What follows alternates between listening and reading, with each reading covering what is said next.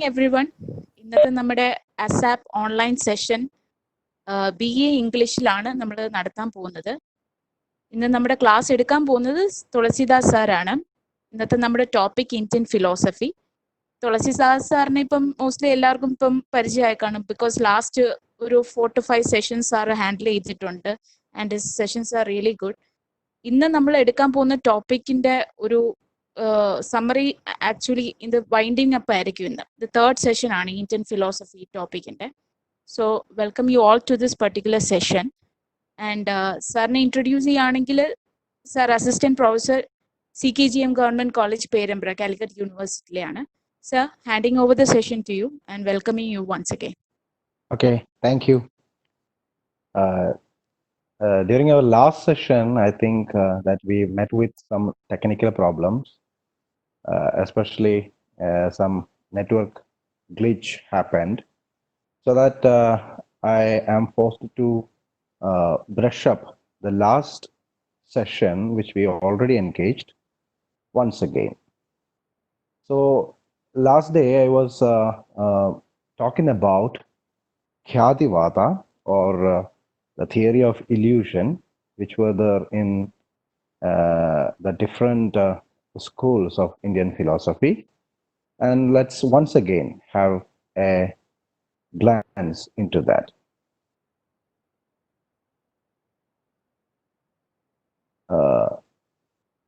The 𝐾𝐬𝐬𝐢𝐴 or the theory of illusion was consisting of 7 sections or 7 types. It's also known as adhyasa. It arises due to illusion, which is different from memory, dream, hallucination, or recognition. In illusion, a mix-up between 2 cognitions take place, which are neither absolutely true nor false. For example, horses having horns or silver in a shell, etc. There are 7 major explanations to illusion which are collectively known as 𝐾𝐬𝐬𝐢𝐴. The first one we already discussed, 𝐓𝐻𝑡 by the Madhyamaka school of Buddhism. According to this, in illusion there is apprehension of non-existent as existent. The second one, we discussed it, 𝐴𝑡ْമ-ખ્યાતિ-વાદા by the Yogacara school of Buddhism. They deny the existence of external objects but admit the existence of internal ideas. But both these theories were refuted by the other schools on solid grounds. Next, we discussed Anyata-ખ્યાતિ-વાદા by the Nyaya school. According to this, something is perceived is other than what it really is. Nyaya school actually propagates the idea of realism and the science of deduction or reasoning, so that they postulate their ideas on realistic grounds. But this theory is also refuted since the represented, in the case of silver shell illusion, the represented or silver is considered to be real, but it should be present here and now, not elsewhere. The fourth one, we discussed it, the Sad-Asad-ખ્યાતિ-વાદા. Sad means real, Asad means unreal. This view was upheld by the Sankhya school, according to which under different conditions the same thing can be regarded as both real and unreal. This theory is also repudiated since it posits that something unreal can be perceived. Next, we discussed the 𝐴𝐾𝐻𝑡-વાદા by the Mimamsa schools. I have already mentioned that Mimamsa school is divided into 2 based on the renowned scholars who propagate the major or the central idea, which are Prabhakara Mimamsa school and Kumarila Bhatta Mimamsa school. Here, Prabhakara Mimamsa school maintain that illusion is due to lack of apprehension of the distinction between one thing and other thing. One is not able to discriminate between the qualities of the present object and the remembered object. ഇവിടെ അഖ്യാതിവാദം എന്നുള്ളതിൽ ഒരു വസ്തുവിനെ മറ്റൊരു വസ്തുവിൽ നിന്നും തിരിച്ചറിയാനുള്ള ആ ഒരു പ്രയാസം കൊണ്ടുണ്ടാകുന്ന ഫാലസി അല്ലെങ്കിൽ ഇല്യൂഷൻ ആണ്, അല്ലെങ്കിൽ വിഭ്രമത്തെയാണ് അഖ്യാതിവാദം എന്ന് പറയുന്നത്. ഇവിടെ illusion takes place when we fail to perceive the difference between perception and memory. Perception എന്ന് പറഞ്ഞാൽ യഥാർത്ഥ ജ്ഞാനമാണ്. സെൻസറി ഓർഗൻസിലൂടെ നമുക്ക് കിട്ടുന്ന യഥാർത്ഥ ജ്ഞാനത്തെയാണ് പെർസെപ്ഷൻ എന്ന് പറയുന്നത്. മെമ്മറി എന്ന് പറഞ്ഞു കഴിഞ്ഞാൽ നേരത്തെ നമ്മൾ സംഭരിച്ചു വെച്ചിട്ടുള്ള ഓർമ്മയാണ്. അപ്പോൾ ഇവിടെ the problem with this theory is that it considers illusion as a passive act of omission, but in fact illusion is an active case of commission. ഇത് നമ്മൾ കഴിഞ്ഞ ക്ലാസ്സിൽ പറഞ്ഞതാണ്. Next we move on to Viparita Khyadivada by Bhattamimamsa school. Illusion occurs due to commission of a wrong synthesis of two unrelated imperfect cognition in a single unitary knowledge. ഒരേപോലത്തെ രണ്ട് പരസ്പര ബന്ധമില്ലാത്ത രണ്ട് സിന്തസിസ് ഒക്കർ ചെയ്യുന്നതുകൊണ്ടാണ് ഇത് ഈ ഒരു വിപരീത ഖ്യാതി ഉണ്ടാകുന്നതെന്നാണ് ഭട്ടമീമാംസ school പറയുന്നത്. The common qualities of whiteness and brightness of a shell and the silver are connected together and one object is perceived as another. ഇവിടെ നമ്മൾ സിൽവർ, ചിപ്പി, അതേപോലെ വെള്ളി, ഈ രണ്ട് വസ്തുക്കൾക്കും ഒരേപോലെയുള്ള കോമൺ ആയിട്ടുള്ള ചില ക്വാളിറ്റീസ് ഉണ്ട്. അതൊന്ന് അതിൻ്റെ തിളക്കമാണ്, അതേപോലെ അതിൻ്റെ വെളുപ്പ് നിറമാണ്. അപ്പോൾ ഇത് രണ്ടും കൂടി ഒന്നിനെ മറ്റൊന്നായിട്ട് തെറ്റിദ്ധരിക്കാൻ വേണ്ടി നമ്മളെ പ്രേരിപ്പിക്കുകയാണ്. The problem with this view is that it accepts error as an act committed by the subject. Thus, it contradicts its own view of intrinsic validity of knowledge, according to which subject or knower has no role in acquiring valid knowledge. ഇത് വളരെ important ആയിട്ടുള്ള ഒരു point ആണ്. നേരത്തെ we have already discussed the intrinsic validity, സ്വതപ്രാമാണ്യവാദ of the Mimamsa school, according to which knowledge is valid by itself. Arivu, especially the knowledge which comes from the Vedas, it's not man-made. It's self-reliant knowledge ആണ്. അത് സ്വയംഭൂ ആയിട്ടുള്ള ഒരു അറിവാണ്. അവിടെ നോവറിന്, സബ്ജക്റ്റിന് യാതൊരു പ്രാധാന്യമില്ല. But ഇവിടെ വിപരീത ഖ്യാതി സംഭവിക്കുന്നത് സബ്ജക്റ്റ് അല്ലെങ്കിൽ നോവർ കമ്മിറ്റ് ചെയ്യുന്ന ഒരു മിസ്റ്റേക്ക് കൊണ്ടാണ്. അറിവില് നോവറിന് ഒരു പ്രാധാന്യം ഇല്ല എങ്കിൽ നോവർ കമ്മിറ്റ് ചെയ്യുന്ന ഒരു മിസ്റ്റേക്കിനും അവിടെ പ്രാധാന്യം ഉണ്ടാകാൻ പാടില്ല. അങ്ങനെ നോക്കുന്ന സമയത്ത് വിപരീത ഖ്യാതിവാദ of Bhattamimamsa school is actually self contradicting its own idea of the subject or the knower, which was implemented by the earlier scholars. It may resemble the Anyada Khyadivada of Nyaya school, but there are some differences. ഇവിടെ ന്യായ സ്കൂളിന്റെ അന്യതാ ഖ്യാതിവാദവും വിപരീത ഖ്യാതിവാദവും തമ്മിലൊരു സാമ്യം നമുക്ക് കാണാൻ പറ്റും. പക്ഷേ there are some subtle differences, especially in Anyada Khyadi, one cognition is mistaken for another.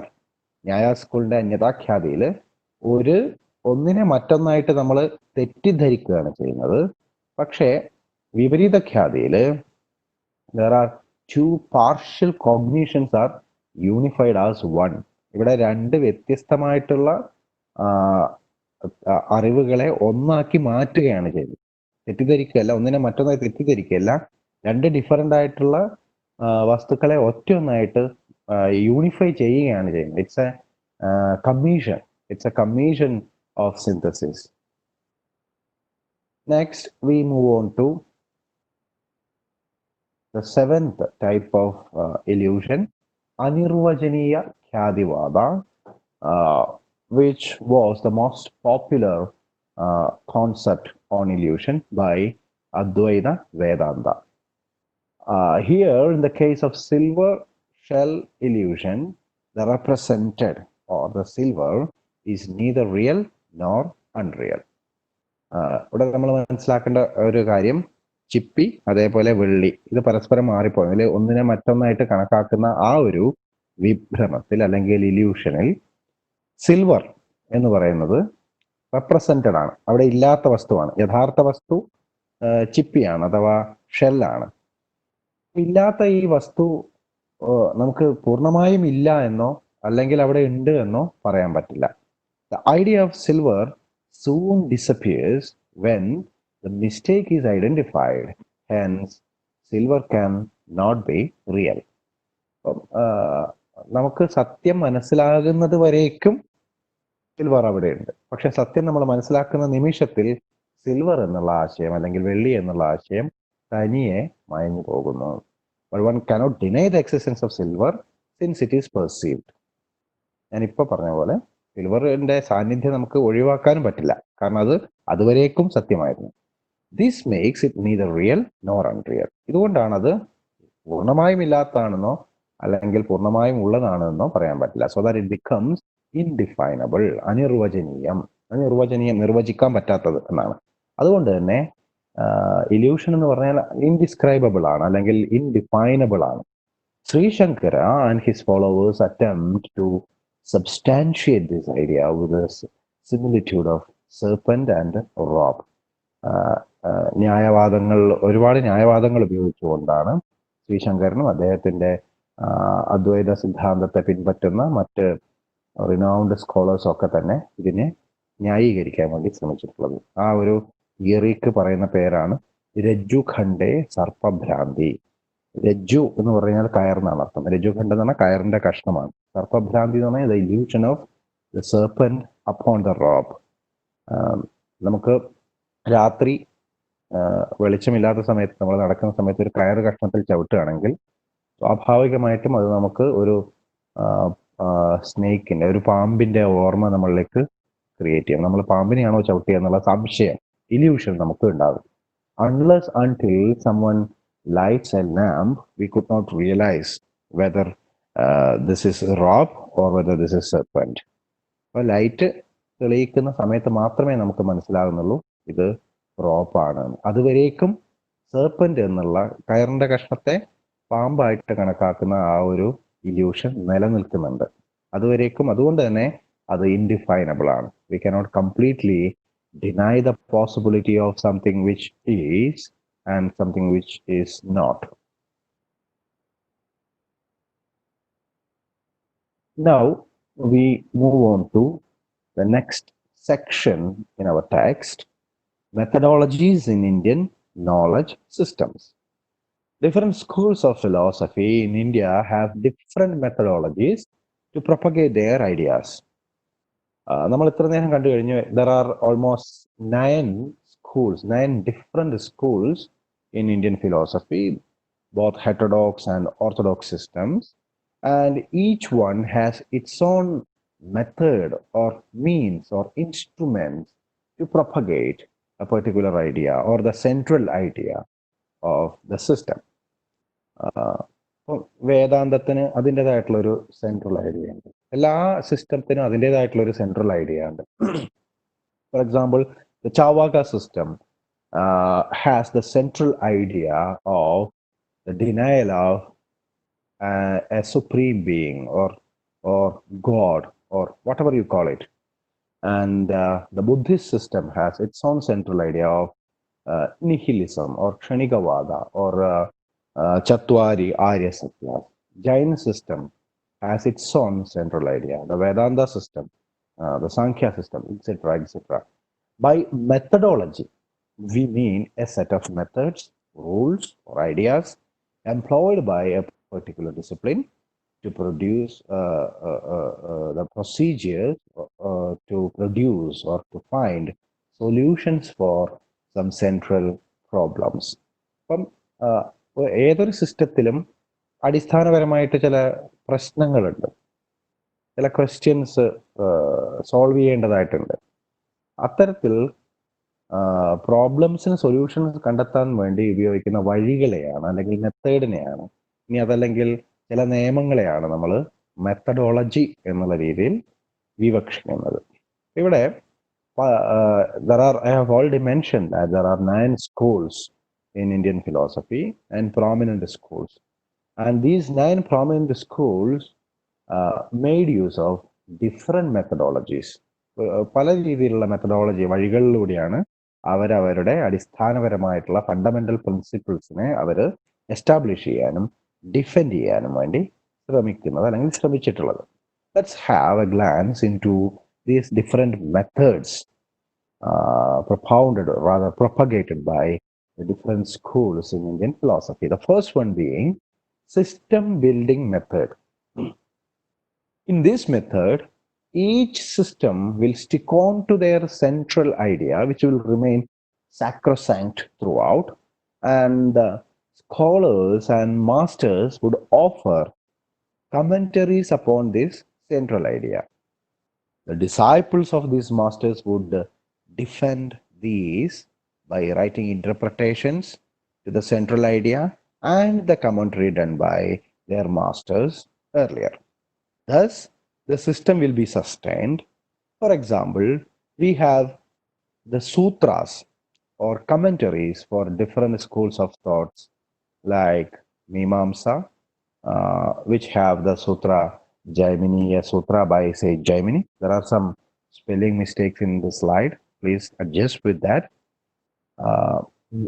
Mimamsa by Mimamsa, which has the sutra written by 𝐂𝐽𝐸𝐸, which is called 𝐂𝐽𝐸𝐴 sutra. Then Sankhya is sustained by Kapila sutra by Kapila Acharya. Vaisheshika by Vaisheshika has the Kanada sutra by sage Kanada. The spelling is 𝐾𝐴NADA, Kanada. Then Vedanta by Badarayana sutra. Badarayana is also known as Vyasa, meaning of which is the person who arranges or person who systematically arranges, etc. Yoga system has Yoga Sutra by sage Patanjali. ഈ system ബിൽഡിങ്ങിന്റെ പ്രത്യേകത എന്താണെന്ന് പറഞ്ഞാൽ അടിസ്ഥാനപരമായിട്ടുള്ള ഈ ആശയത്തെ ഉദാഹരണത്തിന് യോഗയുടെ അടിസ്ഥാനപരമായിട്ടുള്ള ആശയം മനസ്സിന്റെ പ്രവൃത്തികളെ അല്ലെങ്കിൽ വൃത്തികളെ നിരോധിക്കുക, മനോനിയന്ത്രണവും അതുവഴി ഒരു മോക്ഷവുമാണ്. ഈ അടിസ്ഥാന ആശയത്തെ ഒരു പ്രത്യേക സ്കോളർ അല്ലെങ്കിൽ master will write particular commentaries upon this particular central idea. അങ്ങനെ എഴുതപ്പെട്ടിട്ടുള്ള ഇന്റർപ്രിട്ടേഷൻ ആണ് അല്ലെങ്കിൽ കമന്ററി ആണ് പതഞ്ജലി മഹർഷി എഴുതിയ യോഗസൂത്ര. ഇതിന്റെ ചുവട് പറ്റിക്കൊണ്ട് നെക്സ്റ്റ് ലൈൻ ഓഫ് ഫോളോവേഴ്സ്, പതഞ്ജലിക്ക് ശേഷം ഉണ്ടായിട്ടുള്ള അദ്ദേഹത്തെ ഫോളോ ചെയ്യുന്ന അദ്ദേഹത്തിന്റെ ഡിസൈപ്പിൾസ് അല്ലെങ്കിൽ അദ്ദേഹത്തിന്റെ ഫോളോവേഴ്സ്, അത് ചിലപ്പോൾ കുറെ കാലം കഴിഞ്ഞിട്ടായിരിക്കാം അത് ആ ഒരു ലൈൻ ഓഫ് ഫോളോവേഴ്സ് ഉണ്ടാകുക. അവരെന്ത് ചെയ്യുന്നു എന്ന് പറഞ്ഞാൽ യോഗസൂത്രത്തിനും യോഗയ്ക്കും അതേപോലെ പതഞ്ജലി എഴുതിയ യോഗസൂത്രത്തിനും അവർ വീണ്ടും ഇന്റർപ്രിട്ടേഷൻ എഴുതും. ദിസ് ഇസ് നോൺ ആസ് ഭാഷ്യം ഓർ ഭാഷ്യ ഇന്റർപ്രിട്ടേഷൻസ് ആണ് ഇതിന്റെ അർത്ഥം. അതിനുശേഷം the next line of followers will write commentaries or interpretations upon these bhashyam, so that they have to focus on the central idea, that means yoga, then the master commentary by the great master Patanjali, which is Yoga Sutra, then the bhashya written by the next line of followers, then vartikas, tikas, tippanis, deepikas, etc. by the successive followers, and thus the system will be sustained and it gets profusion. ആ system നിലനിൽക്കുകയും അത് പടർന്ന് പന്തലിക്കുകയും ചെയ്യും. ഉദാഹരണത്തിന് വേദാന്ത ഉത്തരമീമാംസ എന്നറിയപ്പെടുന്നതാണ് വേദാന്തത്തിന്റെ അടിസ്ഥാനപരമായിട്ടുള്ള ആശയം ബ്രഹ്മം മാത്രമാണ് സത്യം, ഈ കാണുന്ന ജഗത്തൊക്കെ തന്നെ അല്ലെങ്കിൽ ഈ കാണുന്ന ലോകം മായയാണ്. ഇതാണ് വേദാന്തത്തിൽ അല്ലെങ്കിൽ എല്ലാ ജീവോ ബ്രഹ്മൈവ നാപര എന്ന് പറഞ്ഞാൽ നമ്മൾ ഓരോരുത്തരിലും ഈ ബ്രഹ്മത്തിന്റെ അംശങ്ങളുണ്ട്, നമ്മൾ തന്നെയാണ് ബ്രഹ്മം എന്നുള്ളതാണ് വേദാന്തത്തിന്റെ അടിസ്ഥാനപരമായിട്ടുള്ള ആശയം. ഇത് ഈ അടിസ്ഥാനപരമായിട്ടുള്ള the central idea of which can be found in the Upanishads. And Badarayana wrote a commentary to Brahma Sutra. Vedanta, which is known as Brahma Sutra, അല്ലെങ്കിൽ ബാദരായണ സൂത്ര എന്നറിയപ്പെടുന്നു. ഇത് ഈ സൂത്രം വഴി we have already discussed what is a sutra, which is actually simplifying the central in-depth idea into simple maxims or formulas or explanations. ഇതാണ് സൂത്ര എന്ന് പറയുന്നത്. വേദാന്തത്തിന്റെ ഈ ഗഹനമായിട്ടുള്ള കട്ടിയുള്ള ഈ ഐഡിയയെ സിമ്പിളായിട്ട് സിംപ്ലിഫൈ ചെയ്ത് എക്സ്പ്ലെയിൻ ചെയ്യുന്നതാണ് ബാദരായണ സൂത്രം. അതിന്റെ മുകളിൽ ശ്രീ ശങ്കര ഹാസ് റിട്ടൺ ഭാഷ്യാസ് അപ്പോൺ ദിസ് ബാദരായണ സൂത്ര. ശ്രീ ശങ്കറിന് ശേഷം അദ്ദേഹത്തിന്റെ ഫോളോവേഴ്സ് ഒക്കെ തന്നെയും ഈ മൂന്നിനും കമന്ററി എഴുതിയിട്ടുണ്ട്. അങ്ങനെ വാർത്തിക, ടീക്ക, ദീപിക എന്നൊക്കെ പറഞ്ഞുകൊണ്ട് സെൻട്രൽ ഐഡിയയും അതിനുശേഷം വന്ന ആചാര്യന്മാരൊക്കെ തന്നെ എഴുതിയിട്ടുള്ള ഭാഷ്യങ്ങളെയും അധികരിച്ചുകൊണ്ട് പുതിയൊരാൾ എഴുതും. അങ്ങനെ ആ സിസ്റ്റം പ്രൊഫ്യൂസ് ചെയ്യപ്പെടും. ഇതാണ് സിസ്റ്റം ബിൽഡിംഗ് എന്ന് പറയുന്നത്.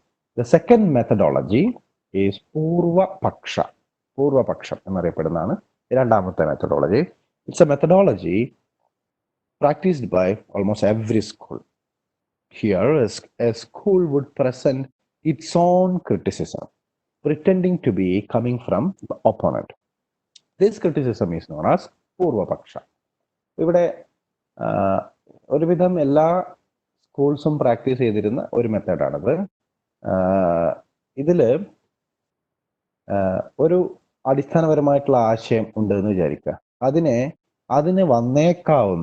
എതിരാളികളിൽ നിന്ന് വന്നേക്കാവുന്ന സാധ്യമായിട്ടുള്ള വിമർശനങ്ങൾ എന്തൊക്കെയാണ് എന്ന് ഇതിൽ തന്നെയുള്ള ചിന്തകർ അസ്യൂം ചെയ്തുകൊണ്ട് അത് പ്രസന്റ് ചെയ്യും.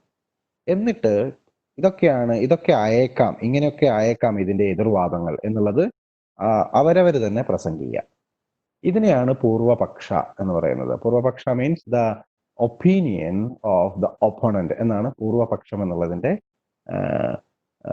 ഒരു കൊടുക്കാവുന്ന ഒരു ഇന്റർപ്രിട്ടേഷൻ. പൂർവപക്ഷം, the opinion of the opponent. അതിനുശേഷം ഈ എതിർവാദമുഖങ്ങളൊക്കെ തന്നെ അസ്യൂം ചെയ്തുകൊണ്ട് അതൊക്കെ നിരത്തി വെച്ചതിന് ശേഷം they would write answers or they would try to answer these different or opposing opinions. Afterwards, they would destroy this position by giving satisfying answers which are called ഉത്തരപക്ഷ. അപ്പൊ അതിനുശേഷം ഇങ്ങനെ എതിർവാദമുഖങ്ങളൊക്കെ ആദ്യമേ നിരത്തി വെച്ചു, അതിന് ഇവർ തന്നെ ഉത്തരം കൊടുക്കും. സാറ്റിസ്ഫൈയിങ് ആയിട്ടുള്ള ഒരു ജസ്റ്റിഫിക്കേഷൻ കൊടുത്തുകൊണ്ട് ഈ എതിർവാദങ്ങളെയൊക്കെ തന്നെ ഖണ്ഡിക്കും. അപ്പൊ അതിനെയാണ് ഉത്തരപക്ഷം എന്ന് പറയുന്നത്. റൈറ്റ്. തേർഡ് മെത്തഡോളജി ഈസ് തർക്കശാസ്ത്ര. Methodology promoted by the Nyaya school. Tarka is the science of reasoning, which includes the concept of fallacy called Hetwabhasha. തർക്കശാസ്ത്രം പ്രത്യേകിച്ച് പറയേണ്ട ആവശ്യമില്ല. ദ സയൻസ് ഓഫ് റീസണിങ് ആണ്. ഒരു ആശയത്തെ റിത്ത്ലെസ്ലി ഡിസ്ട്രോയ് ചെയ്യുന്ന ഒരു റീസൺ ഉപയോഗിച്ചുകൊണ്ട് ഡിസ്ട്രോയ് ചെയ്യുന്ന ഒന്നിനെയാണ് തർക്കശാസ്ത്ര എന്ന് പറയുന്നത്. അല്ലെങ്കിൽ ഒന്നിനെ എസ്റ്റാബ്ലിഷ് ചെയ്യാനും വേണ്ടി തർക്കം ഉപയോഗിക്കാറുണ്ട്. ഫോർ എക്സാമ്പിൾ, കുന്നിന് മുകളിൽ നിന്നും പുക ഉയരുന്നതായിട്ട് നമ്മൾ കാണുന്നു. അപ്പോൾ ഒരു തർക്കശാസ്ത്രജ്ഞൻ, പ്രധാനപ്പെട്ട അല്ലെങ്കിൽ ന്യായാസ്കുള്ള ഒരാൾ തർക്കം ഉപയോഗിച്ചുകൊണ്ട് പറയും, പുക സാധാരണഗതിയിൽ തീ ഉണ്ടെങ്കിലേ ഉണ്ടാകാറുള്ളൂ, അതുകൊണ്ട് കുന്നിന് മുകളിൽ തീയുണ്ട്. അപ്പൊ കുന്നിന് മുകളിൽ തീയുണ്ടെന്ന് പറയുന്ന സമയത്ത് മറ്റൊരു പ്രശ്നം കൂടി, കുന്നുകൾ കാടുകൾ കൂടി ഉണ്ട്. അപ്പൊ കാട്ടുതീ ഉണ്ടായിട്ടുണ്ട്. കാട്ടുതീ ഉണ്ടാകുന്നത് കൊണ്ടാണ് പുക ഉണ്ടാകുന്നത്. അപ്പൊ ഈ ഒരു ആശയം റീസണിങ്ങിലൂടെ സ്ഥാപിച്ചെടുക്കുകയാണ് ഇവർ ചെയ്യുന്നത്. അപ്പൊ ഈ ഒരു പ്രക്രിയയാണ് തർക്കശാസ്ത്രം എന്ന് പറയുന്നത്. ഇത് fallacy, errors due to different factors, അതിനെയാണ് ഫാലസി എന്ന് പറയുക. ഫാലസി എന്ന് പറഞ്ഞാൽ ഒരു എറർ ഇൻ ആർഗ്യുമെന്റ് അല്ലെങ്കിൽ എറനസ് ആർഗ്യുമെന്റ്, അതിനെയാണ് നമ്മൾ ഫാലസി എന്ന് പറയുക. തെറ്റുകൾ ഉണ്ടാകാൻ സാധ്യതയുണ്ട്.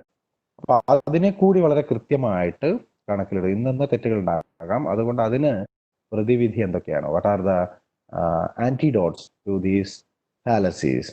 It is also mentioned by Nyaya philosophy through Tarkashastra.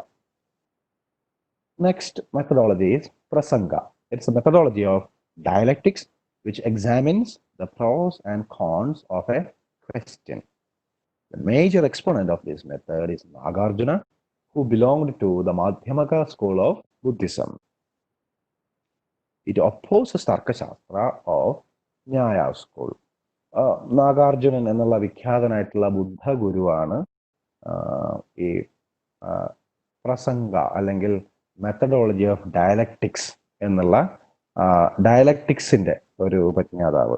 Dialectics എന്ന് പറഞ്ഞു കഴിഞ്ഞാൽ നമ്മൾ പൊതുവെ കേൾക്കാറുണ്ട്, ഒരു ആർഗ്യുമെന്റിന് രണ്ട് പോസ്റ്റുലേഷൻ, ഒരു തിസീസ് അതേപോലെ ഒരു കൗണ്ടർ തിസീസ്. ആ തിസീസ് എന്ന് പറഞ്ഞാൽ ഒരു സ്റ്റേറ്റ്മെന്റ്, ആ സ്റ്റേറ്റ്മെന്റിനെ കൗണ്ടർ ചെയ്യുന്ന മറ്റൊരു സ്റ്റേറ്റ്മെന്റ് നമ്മൾ എടുക്കുന്നു. Out of which we will derive out of the conflict of which we will derive A synthesis. അപ്പൊ ഇതിനെയാണ് ഡയലക്റ്റിക്സ് നമ്മൾ പൊതുവെ വിവക്ഷിക്കാറുള്ളത്.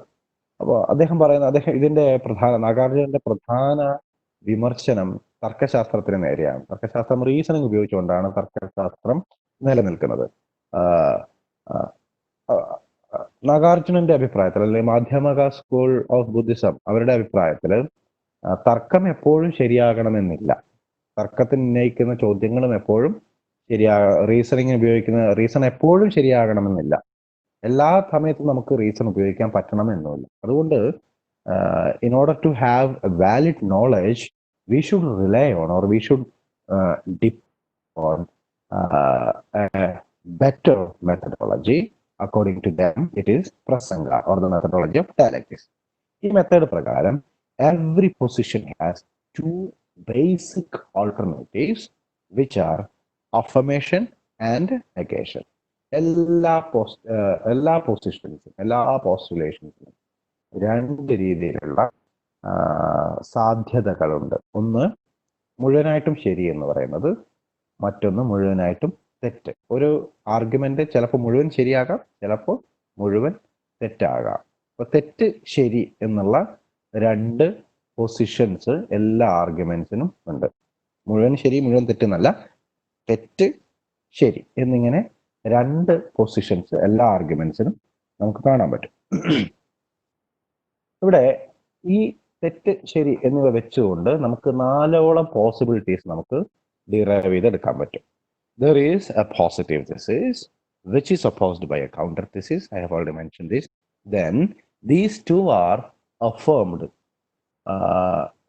conjointly affirmed to form a third alternative of both is and is not. Both and എന്നുള്ളത് ഇവിടെ വളരെയധികം ശ്രദ്ധിക്കണം. ഒരു theses ഉണ്ട്, അതിന് ഒരു കൗണ്ടർ ആയിട്ടുള്ള ഒരു ആർഗ്യുമെന്റ് വന്നു, കൗണ്ടർ തിസീസ് വന്നു. ഇതിൽ നിന്നും നമുക്ക് പുതിയ രണ്ട് ആൾട്ടർനേറ്റീവ്സ് കൂടി ഉണ്ടാക്കാം. അതിൽ ഒന്നാമത്തത് രണ്ടും ശരിയാണ്. ബോത്ത് ഈസ് എന്നുള്ളത് ഇൻവേർട്ടർ കോമയിൽ നമ്മൾ മനസ്സിലാക്കേണ്ടതാണ്. ബോത്ത് ഈസ് രണ്ടും ശരി, അല്ലെങ്കിൽ ബോത്ത് ഈസ് നോട്ട് രണ്ടും തെറ്റ് എന്നിങ്ങനെയുള്ള ഒരു ആൾട്ടർനേറ്റീവ് ഉണ്ട്. രണ്ടാമത്തത് ദീസ് ടു, അതായത് positive thesis, counter thesis are negated to form a fourth alternative of neither is രണ്ടും ഇല്ല, nor is not രണ്ടും ഇല്ലാതെയും ഇല്ല. അങ്ങനെയും എടുക്കാം. ഉദാഹരണത്തിന് നേരത്തെ പറഞ്ഞ കുന്നുകളിൽ the hills, there is a smoke on the hills എന്നുള്ള ആ ഒരു ഉദാഹരണം നമ്മൾ എടുത്തു നോക്കാം. അതില് the positive thesis is where there is smoke there can be fire എന്നുള്ളതാണ് the positive thesis. അതിനെ ഒപ്പോസ് ചെയ്യുന്ന കൗണ്ടർ thesis എന്താകാം? Smoke may not be always come from fire എന്നുള്ളത് വരാം. ഓക്കെ, ഇതാണ് ഫസ്റ്റ് രണ്ട് പൊസിഷൻസ്. അപ്പൊ അതിൽ നിന്ന് മൂന്നാമത്തെ സി എന്ന് നമ്മളിപ്പോൾ പറഞ്ഞിട്ടുള്ളത്, മൂന്നാമത്തത് പ്രകാരം both is and is not അങ്ങനെ വരാം. അങ്ങനെ പുക തീയിൽ നിന്ന് വരാം എന്നുള്ളതാണെന്ന്, പുക തീയിൽ നിന്ന് വരില്ല എന്നുള്ളതാണ് രണ്ടാമത്തത്. നാലാമത്തത് ഒരിക്കലും പുക അതിൽ നിന്ന് വരില്ല എന്നുള്ളതാണ്. അതിൻ്റെ ഓൾട്ടർനേറ്റീവ് ആയിട്ട് വരുന്നത് ചിലപ്പോഴൊക്കെ അങ്ങനെ വരാം എന്നുള്ളതാണ്. So these are the 4 possibilities.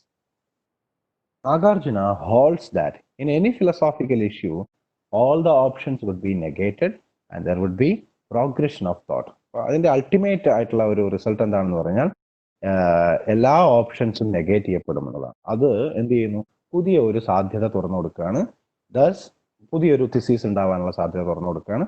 Thus there will be the progression of thought. Western തിയറീസിൽ എനിക്ക് തോന്നുന്നു ഹെയ്ഗലിന്റെ ഡയലക്റ്റിക്സ് ആണ് ഇതിന് സമാനമായിട്ട് നമുക്ക് വെക്കാൻ പറ്റുന്നതെന്ന് തോന്നുന്നു.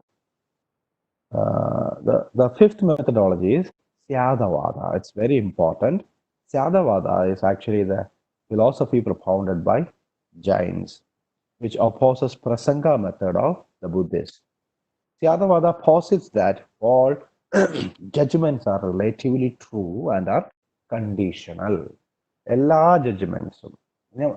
I have already mentioned this in one of our earlier sessions.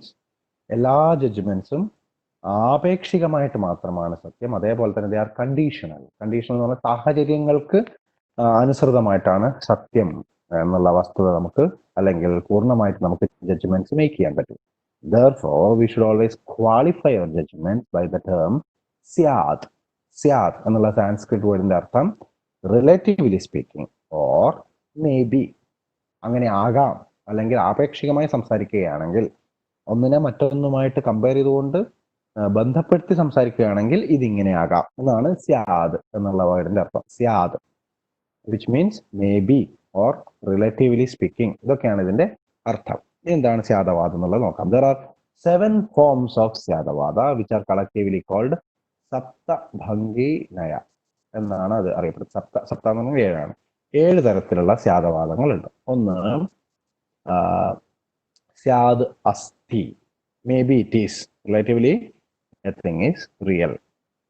Syad nasti, maybe it is not. Syad asti nasti, maybe it is and it is not.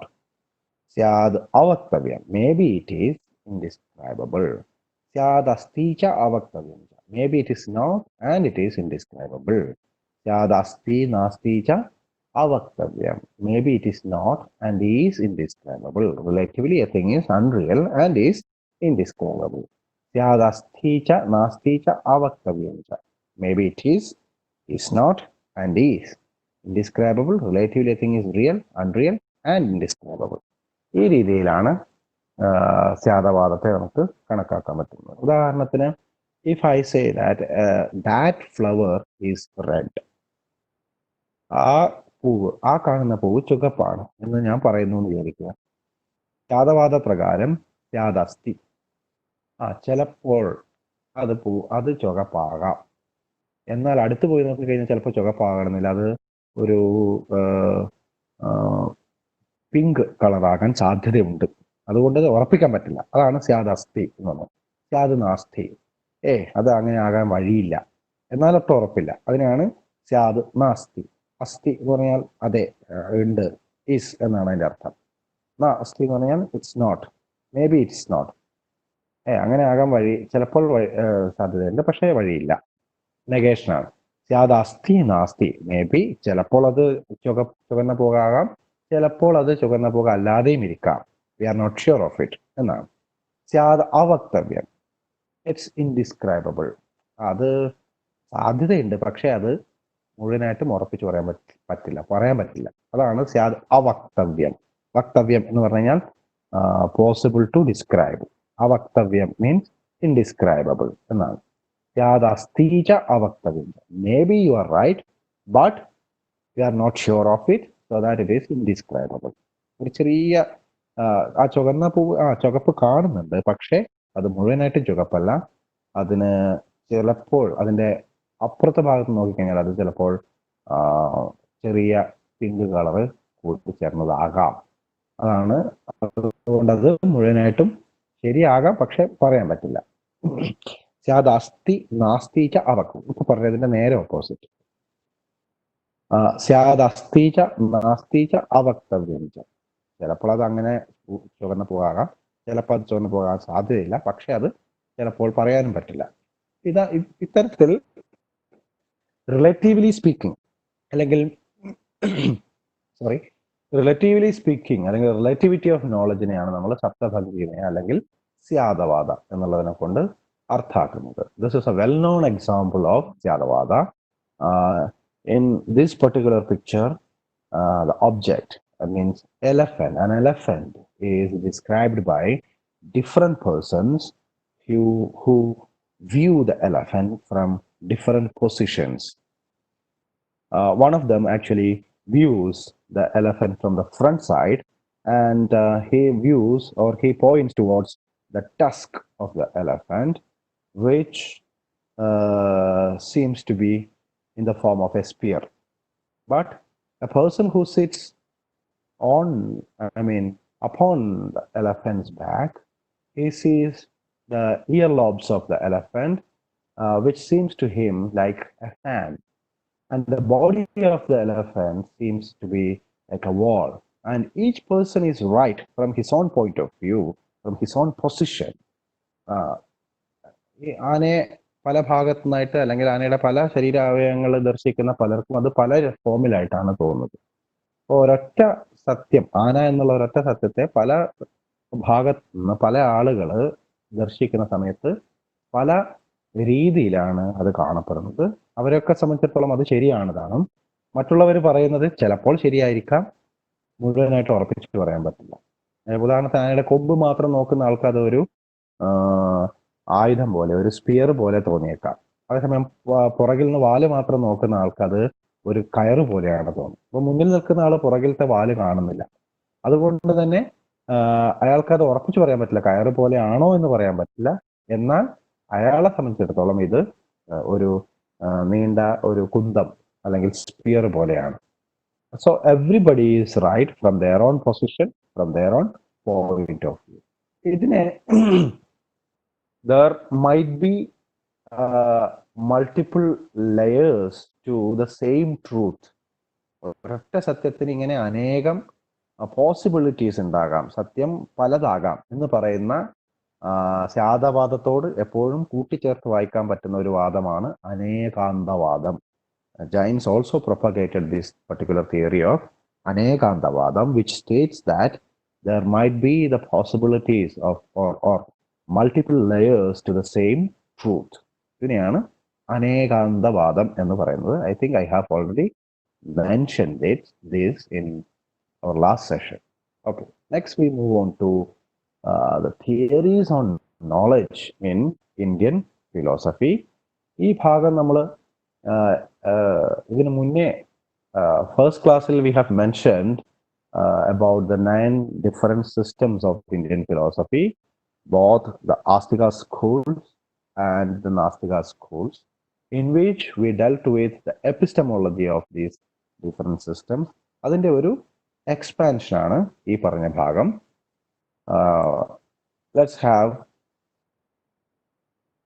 Let's go through this theories on knowledge in Indian philosophy. The means or instruments of methods of valid knowledge of Indian philosophy is called pramanas. We have already mentioned that valid knowledge in a prama എന്ന് പറയും. പ്രമ അല്ലെങ്കിൽ valid knowledge gain ചെയ്യാൻ വേണ്ടി, attain ചെയ്യാൻ വേണ്ടിയുള്ള ഇൻസ്ട്രുമെന്റ്സിനെ അല്ലെങ്കിൽ മെത്തേഡ്സിനെ നമ്മൾ പ്രമാണാസ് എന്ന് പറയും. അറിയുന്ന ആളിനെ, നോവറിനെ, the subject is known as പ്രമത എന്ന് പറയും. ഇതൊക്കെ നമ്മൾ ഡിസ്കസ് ചെയ്തതാണ്.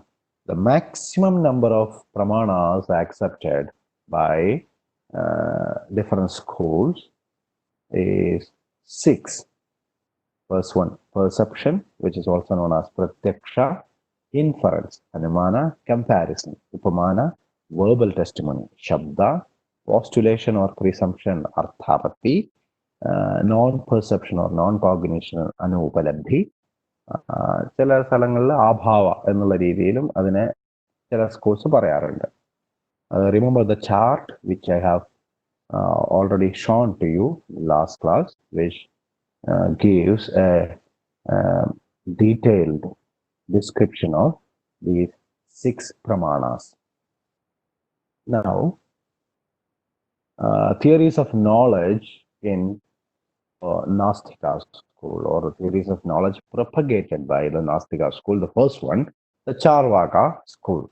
Remember, the spelling of Charvaka is Carvaka, but it is pronounced as Charvaka.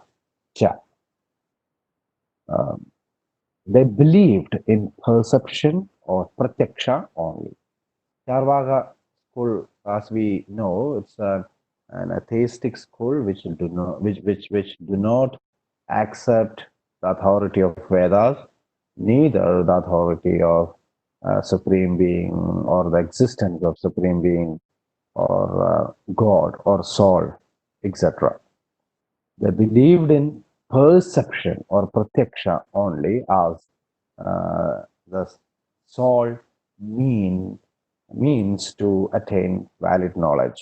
പ്രത്യക്ഷ അല്ലെങ്കിൽ പെർസെപ്ഷൻ, ഇന്ദ്രിയങ്ങളിലൂടെ സെൻസ് ഓർഗൻസിലൂടെ മാത്രം കിട്ടുന്ന അറിവ് മാത്രമാണ് ശരിയെന്ന് വിശ്വസിച്ചിരുന്ന വിഭാഗക്കാരാണ് ചാർവാക മതക്കാർ.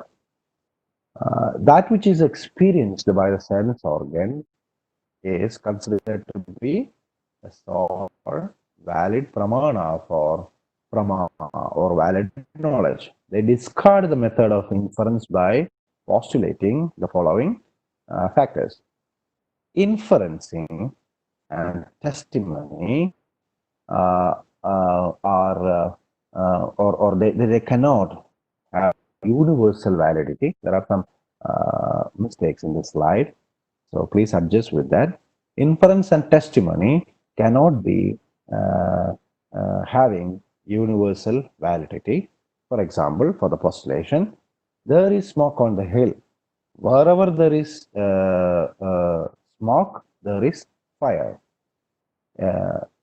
മലയ്ക്ക് മുകളിൽ, ഞാൻ നേരത്തെ ഈ ഉദാഹരണം പറയുന്നുണ്ട്, മലയ്ക്ക് മുകളിൽ പുക കാണുന്നുണ്ട്, എവിടെയൊക്കെ പുകയുണ്ടോ അവിടെയൊക്കെ ഫയർ ഉണ്ട് എന്നുള്ള ആ ഒരു പോസ്റ്റുലേഷൻ എന്ന് പറഞ്ഞാൽ ആ ഒരു ആർഗ്യുമെന്റ് നമ്മൾ എടുക്കാം. In this theoretical premise, the presence of the fire is inferred.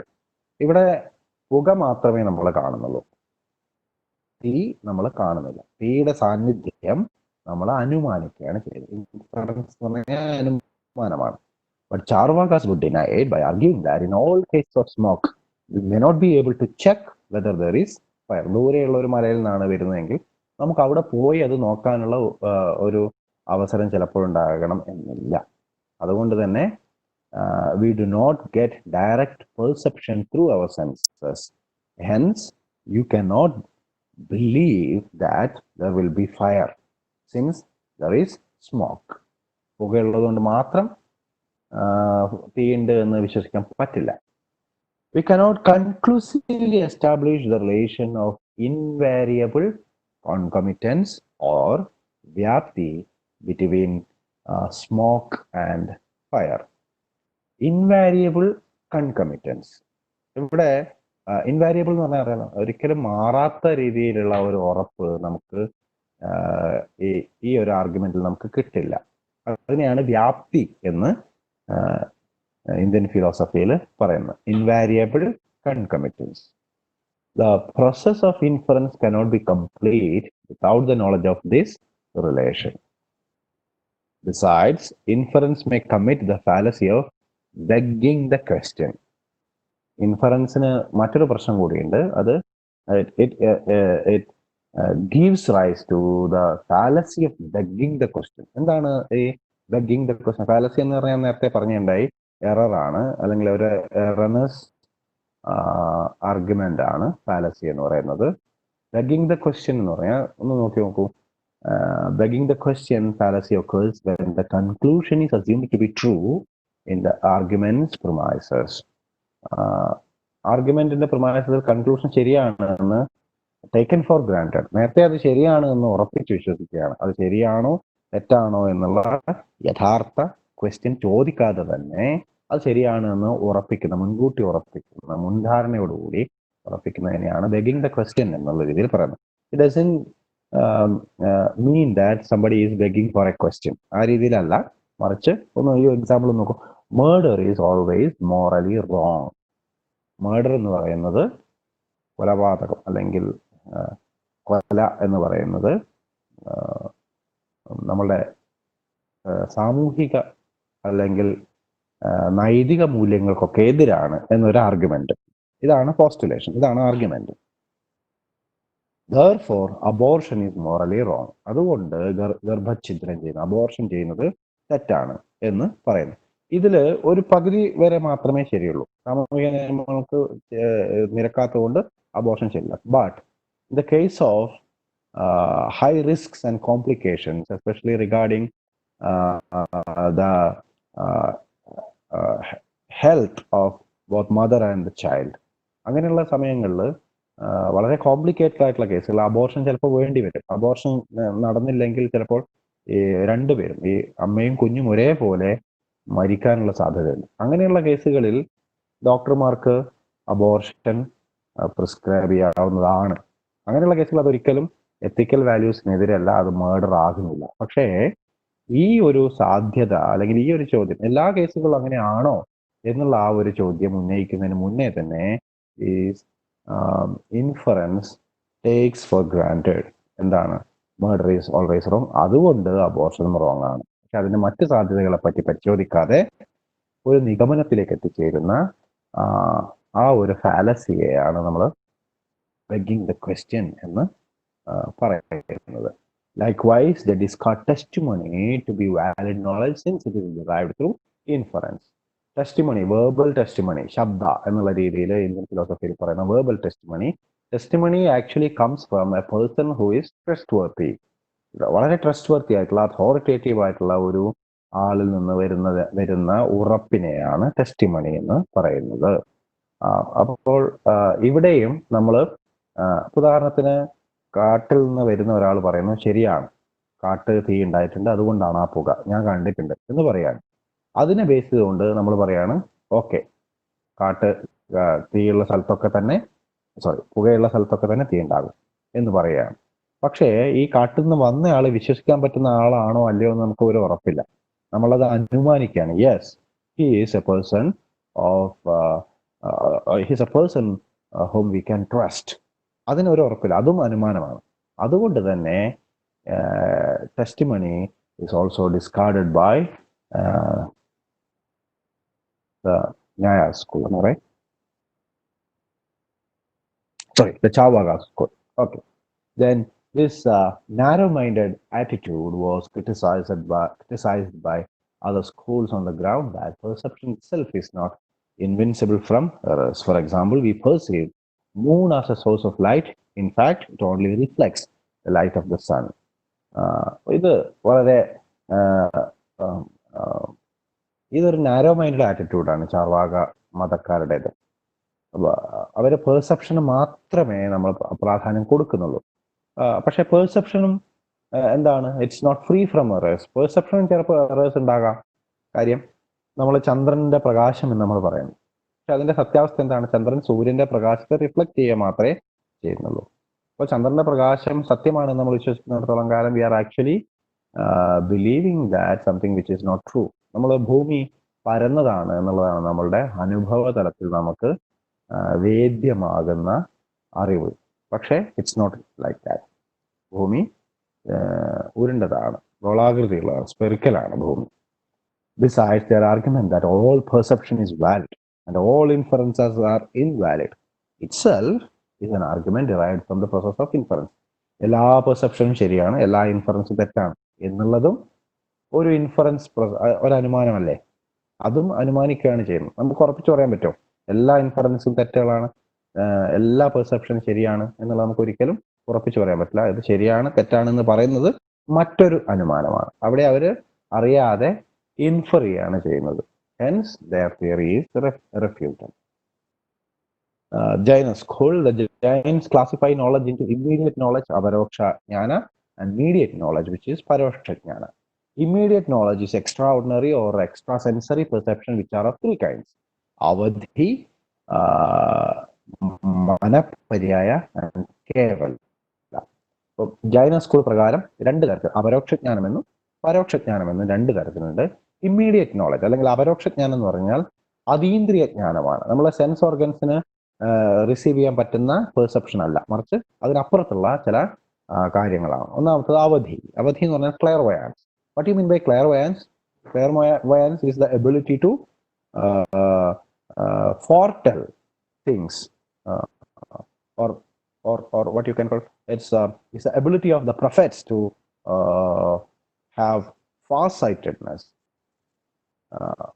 ഭാവിയിൽ സംഭവിക്കാൻ പോകുന്ന കാര്യങ്ങളെ ഒക്കെ മുൻകൂട്ടി കാണാനുള്ള ആ ഒരു പ്രവാചകത്വത്തെയാണ് നമ്മൾ ക്ലെയർവയൻസ് എന്നുള്ള രീതിയിൽ പറയാം. ഇതാണ് അവധി. Things are non directly even from a distance of space and time are called avadhi. Manaparyaya എന്നുള്ളതാണ് രണ്ടാമത്. That means telepathy. Here one can directly know the thoughts of others, though limitations of time and space are there. സമയത്തിന്റെയും കാലത്തിന്റെയും ഒക്കെ ഒരു limitations ഉണ്ട്. അതായത് ഉദാഹരണത്തിന് മരിച്ചുപോയ ഒരാളുടെ thought നമുക്ക് അറിയാൻ പറ്റില്ല, അതേപോലെ മറ്റൊരു സ്പേസിലുള്ള ഒരാളുടെ തോട്ട് നമുക്ക് അറിയാൻ പറ്റില്ല. പക്ഷേ എന്നാൽ പോലും Jains believe that some masters, great teachers, or the great practitioners of their system can have the ability to know the thoughts of others. മറ്റുള്ളവരുടെ ചിന്താഗതിയെ അതേപോലെ ഉൾക്കണ്ണുകൊണ്ട് കാണാനുള്ള ഒരു കഴിവ് അല്ലെങ്കിൽ മനസ്സിലാക്കാനുള്ള കഴിവിനെയാണ് മനഃപര്യയ എന്ന് പറയുന്നത്. കേവലജ്ഞാന or omniscience. The soul has unlimited and absolute knowledge without the limitations of space and time, which can be achievable by every soul. But right now only a few have or has achieved it. കേവലജ്ഞാനം എന്ന് പറഞ്ഞാൽ എല്ലാത്തിനെ പറ്റിയുമുള്ള സമഗ്രമായ ജ്ഞാനമാണ്. അത് ഭൂതകാലത്തെ പറ്റിയും ഭാവി കാലത്തെ പറ്റിയും നിലവിലുള്ളതിനെ പറ്റിയും കഴിഞ്ഞുപോയ ആളുകളെ പറ്റിയും ഒക്കെയുള്ള അനിതര സാധാരണമായിട്ടുള്ള അല്ലെങ്കിൽ അലൗകികമായിട്ടുള്ള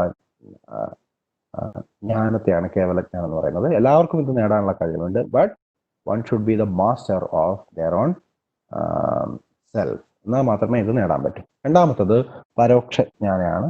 പരോക്ഷജ്ഞാന, immediate knowledge, which is known through the medium of the senses or the mind. It's of two kinds, mati and shruta. നേരിട്ട് സെൻസ് ഓർഗൻസിലൂടെ സാധാരണ ആളുകൾക്ക് ലഭിക്കുന്ന എംപിരിക്കൽ നോളജിനെയാണ് നമ്മൾ സാധാരണഗതിയിലും ഇമ്മീഡിയറ്റ് നോളജ് എന്ന് പറയുന്നത്, അല്ലെങ്കിൽ പരോക്ഷജ്ഞാനം എന്ന് പറയുന്നത്. രണ്ട് തരത്തിലുണ്ട്, മതി അതേപോലെ ശ്രുത. മതി എന്ന് പറഞ്ഞാൽ it is A knowledge obtained through the census or the mind, which includes perception and inference. ഒരേ സമയം പെർസെപ്ഷനും അതേപോലെ അനുമാനവും രണ്ടുമുള്ള രീതിയിലാണ് മതി എന്ന് പറയുന്ന ഈ ഒരു മെത്തേഡ് ഉള്ളത്. ശ്രുത means knowledge obtained from authority. That means verbal testimony.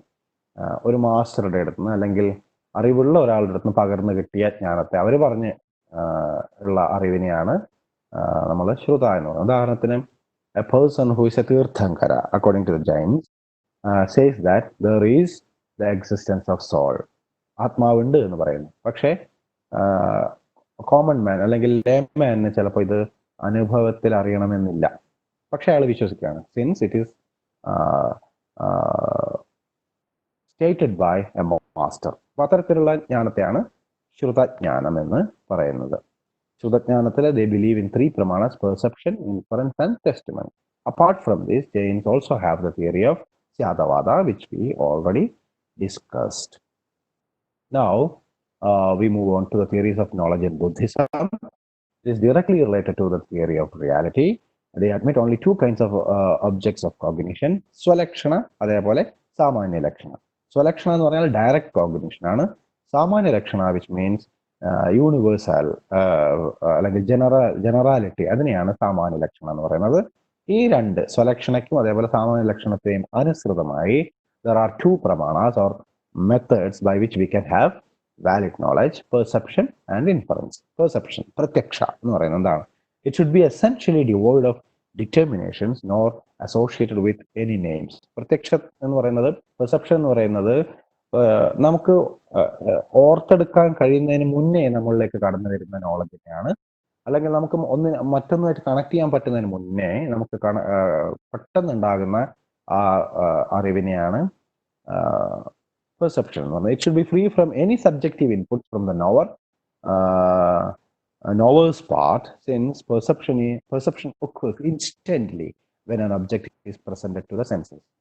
മറ്റൊന്നുമായിട്ട് connect ചെയ്യാൻ പറ്റുന്ന, മറ്റൊന്നുമായിട്ട് അസോസിയേറ്റ് ചെയ്യാൻ പറ്റുന്ന, ഓർത്തെടുക്കാൻ പറ്റുന്ന ഒന്നും ആ രീതിയിലുള്ളതല്ല. ഉദാഹരണത്തിന് if I see a lamp, ഒരു ലാമ്പ് കാണുന്ന സമയത്ത് ലാമ്പാണെന്ന് മാത്രമാണ് എനിക്ക് അറിയുന്നത്. ഇതാണ് പ്രത്യക്ഷം. ആ ലാമ്പിന് എനിക്ക് ലൈറ്റുമായിട്ടോ ടോർച്ചുമായിട്ടോ ഇനി അതല്ല സണ്ണുമായിട്ടോ മൂണുമായിട്ടോ ഒന്നും കണക്ട് ചെയ്യാൻ പാടില്ല. അങ്ങനെ കണക്ട് ചെയ്യുന്നതിന് മുന്നേയുള്ള ലാമ്പിനെ ലാമ്പായിട്ട് മാത്രം പെർസീവ് ചെയ്യുന്ന നോളജിനെയാണ് പെർസെപ്ഷൻ എന്ന് പറയുന്നത്. Object of perception should be unique, should be of unique individuality of it or Solakshana, and the uniqueness can be preserved by not searching for its name, which applies to all similar objects. നേരത്തെ പറഞ്ഞ പോലെ ലാമ്പിനെ ലാമ്പായിട്ട് മാത്രം കാണാം. അതിന് ലാമ്പാണെന്നാണോ അതിന്റെ പേരെന്നോ അതിന് മറ്റ് പ്രകാശം തരുന്ന മറ്റ് വസ്തുക്കളുമായിട്ട് അതിന് ബന്ധമുണ്ടെന്നോ ഒന്നും ഓർമ്മിക്കാൻ പറ്റാത്ത അല്ലെങ്കിൽ ഒന്നും കണക്ട് ചെയ്യാൻ പറ്റാത്ത രീതിയിൽ അപ്പോൾ എന്ത് കാണുന്നോ അത് അപ്പോൾ അറിയുന്ന അതിനെയാണ് സ്വലക്ഷണ എന്ന് പറയുന്നത്. പെർസെപ്ഷനിലൂടെയാണ് സ്വലക്ഷണ സാധ്യമാകുന്നത്. ദെൻ ഇൻഫറൻസ് ബന്ധപ്പെട്ടിരിക്കുന്നത് സാമാന്യ ലക്ഷണമായിട്ട് അല്ലെങ്കിൽ ജനറാലിറ്റിയുമായിട്ടാണ്, അനുമാനമാണിത്. Inference, according to the Buddhists, is that knowledge which we derive not from the senses directly. It's of two types. Swata Anumana, or inference for oneself. Parata Anumana, or inference for others, which must be expressed in a form of syllogism. Syllogism എന്ന് പറഞ്ഞാൽ ഒരു argument മറ്റൊരു argument അങ്ങനെ ഒരു പാറ്റേണിലൂടെ ഇങ്ങനെ കടന്നു പോകുന്ന ഒരു സെറ്റ് ഓഫ് നോളജിനെയാണ് നമ്മൾ സില്ലോജിസം അല്ലെങ്കിൽ ആ ഒരു ആർഗ്യുമെന്റ്സിനാണ് നമ്മൾ സില്ലോജിസ്റ്റിക് ആർഗ്യുമെന്റ്സ് എന്ന് പറയാം. The object of inference, സാമാന്യ ലക്ഷണ or universal, must have three characters. It must be present in the paksha, then it must be present in the sapaksha, it must be absent from vipaksha. പക്ഷ എന്ന് പറഞ്ഞാൽ മീഡിയേറ്റ് എന്നാണ്, സപക്ഷ എന്ന് പറഞ്ഞാൽ positive എന്നാണ്, വിപക്ഷ എന്ന് പറഞ്ഞാൽ നെഗേഷൻ അല്ലെങ്കിൽ നെഗറ്റീവ് എന്നുള്ള രീതിയിലാണ് എടുക്കുന്നത്. Now we move on to Nyaya school. It supports the theory of reality and the science of reasoning, which consists of four pramanas: perception, which we already mentioned, which is of two types, laukika and alaukika. Laukika എന്ന് പറഞ്ഞാൽ ordinary ആണ്, അലൗകിക എന്ന് പറഞ്ഞാൽ extra ordinary ആണ്. Laukika is again divided into bahya, which means external. അഞ്ച് ഇന്ദ്രിയങ്ങളോട്, അതായത് കാഴ്ച, കേൾവി, ഓൾഫാക്ടറി എക്സ്പീരിയൻസസ്, അതേപോലെ what you can call auditory experiences, oral, ഇങ്ങനെ അഞ്ച് ഇന്ദ്രിയങ്ങളിലൂടെ നമുക്ക് കിട്ടുന്ന എക്സ്പീരിയൻസസിനെയാണ് ലൗകിക എന്ന് പറയുന്നത്. ഇന്റേണൽ എക്സ്പീരിയൻസ്, മാനസ എന്ന് പറഞ്ഞാൽ നമ്മൾ മനസ്സുകൊണ്ട് നമ്മൾ കണക്കാക്കുന്ന റിസീവ് ചെയ്യുന്ന ചില എക്സ്പീരിയൻസസിനെയാണ് മാനസ എന്ന് പറയുന്നത്. ഉദാഹരണത്തിന് ശരീരത്തിൽ നമുക്ക് തീ കൊണ്ട് തൊടുകയാണെങ്കിൽ പൊള്ളും, ബേൺ ചെയ്യും. അത് നമ്മൾ അനുഭവിക്കുന്ന സ്പർശ അല്ലെങ്കിൽ ടച്ച് എന്നുള്ള രീതിയിലാണ് നമ്മളത് അനുഭവിക്കുന്നത്. അതേസമയം നമുക്ക് മാനസികമായി ഉണ്ടാകുന്ന ഇതേപോലെ തന്നെയുള്ള നീറ്റലുകളും അതേപോലെ വേദനകളും ഒക്കെ ഉണ്ട്, അത് ഇന്റേണൽ ആണ്. അലൗകിക എന്ന് പറഞ്ഞു കഴിഞ്ഞാൽ that which cannot be found in this world. സാമാന്യ ലക്ഷണ, ന്യായലക്ഷണ, അതേപോലെ യോഗജ എന്നിങ്ങനെ മൂന്നായിട്ട് ഇതിനെ തിരിച്ചിട്ടുണ്ട്. അതിൽ സാമാന്യ ലക്ഷണം എന്ന് പറഞ്ഞാൽ നേരത്തെ പറഞ്ഞതാണ്, യൂണിവേഴ്സലാണ്, കോമൺ ആയിട്ടുള്ളതാണ്. രണ്ടാമത്തത് നയന ലക്ഷണ, which arises when different sensation become integral part of a single perception. നമുക്ക് ചില സമയത്ത് നമുക്ക് ഒരൊറ്റ ഇതുകൊണ്ട് നമുക്ക് ഒരു കാര്യം അനുഭവിച്ചറിയാൻ പറ്റണം എന്നില്ല.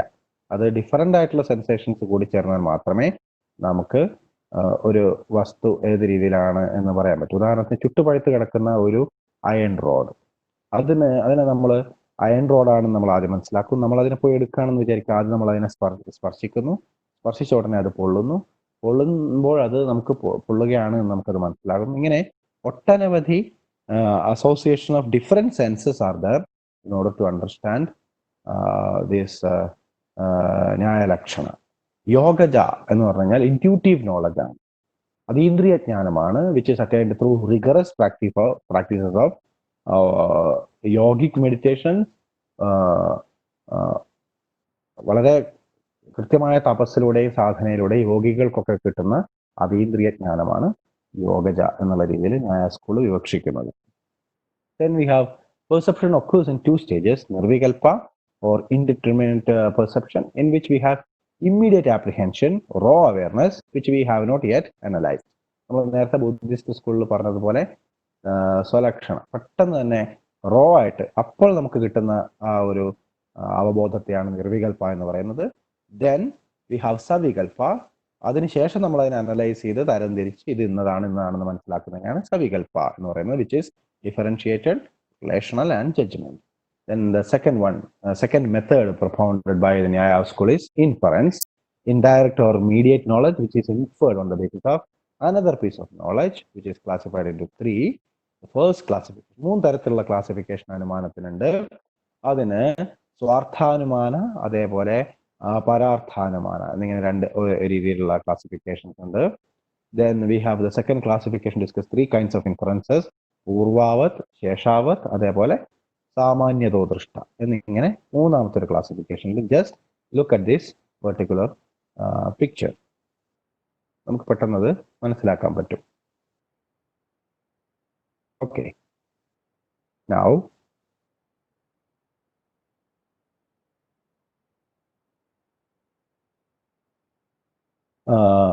പൂർവാവത്, inferring an unperceived effect from a perceived cause. ശേഷാവത്, inferring an unperceived cause from a perceived effect. And samanyato drishta, when inference is not based on causation but on uniformity of coexistence. Next one, third classification of